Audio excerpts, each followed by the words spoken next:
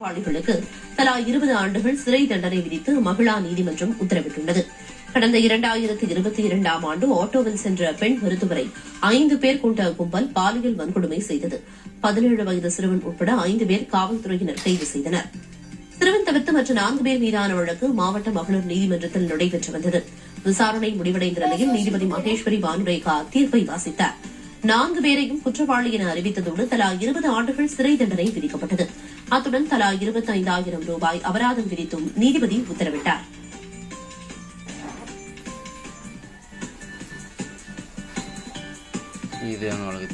பஞ்சாப் முதல்வர் பகவந்த் சிங் மான் வீட்டில் தேர்தல் அதிகாரிகள் சோதனையிட்டதற்கு ஆம் ஆத்மி கட்சித் தலைவர்கள் கண்டனம் தெரிவித்துள்ளனர்.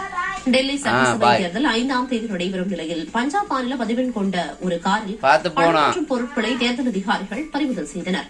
இச்சம்பவம் தொடர்பாக கிடைத்த புகாரின் பேரில் பகவந்த் மான் வீட்டில் தேர்தல் அதிகாரிகள் சோதனை நடத்தினர். எனினும் சோதனையில் எந்த பொருட்களோ பணமோ சிக்கவில்லை என தேர்தல் அதிகாரிகள் தெரிவித்தனர்.